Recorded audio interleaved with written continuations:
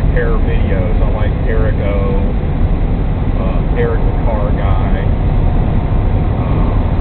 Scotty. I watch a lot of these guys who work on modern era cars, and it just amazes me how much more difficult they are to work on than this thing. As an example, I was watching Eric the car guy, and he's working on a VTEC engine, and it had some kind of a oil control solenoid. I think that's something to do with the variable valve timing on the VTEC engine. It was like a 10-year-old Honda, and it had an oil leak. And it showed just going, first of all, that's a piece of technology this car doesn't even have. So the thing that was leaking doesn't even exist on this car. That's problem number one. That's one more, in other words, one more level of complexity, something to go bad. It was a front-wheel drive. That's problem number two. Cars should be, I heard somebody say, cars should be rear-wheel drive, the engine point the front way, as God intended it to be made.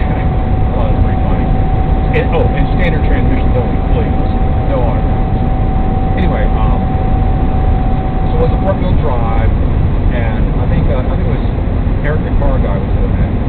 A lot of major pain, and he described it as if it's relatively easy to repair. I mean, it just kind of gives you the idea that this is relatively easy. And remove a front strut brace, remove a couple of brackets, get down to something, work in super tight quarters. I saw him using a inspection mirror to see where the nuts were. They had to pick off. He had to pick off about 3 or 4 nuts to get brackets off, and then he had to unclip wiring harnesses, and then he had 4 more nuts to take off, to take this one thing off, all to get down to this valve that had an O-ring that had failed and was leaking oil. Put the new O-ring in, and granted, yeah, I know, it wasn't a lot of work, but it was like just, why? I get the variable valve technology is great, you want to be able to have an engine that does all this great stuff, but I mean, this 2.8 liter straight 6 tractor engine, essentially, it reminds me of the way a tractor would be. It's got plenty of power, you know, pulls great, lots of low end torque. It easily exceeds any speed limit in this state, in the country, no problem. It's decent gas mileage, and it will never have that particular problem. It will never have dozens of problems that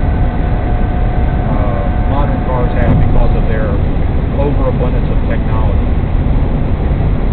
So, just a little mild rant. Well, anyway, it's not really a rant. I guess it's just my opinion. I'm sure some people say, well, you're a dinosaur, Dave, you know, give it a time, blah, blah, blah. Okay, fine, yeah, I'm a dinosaur, I admit it. T-Rex. But anyway, the idea that complexity, it's almost like it's complex for the sake of complexity. Oh, I know another one I watched.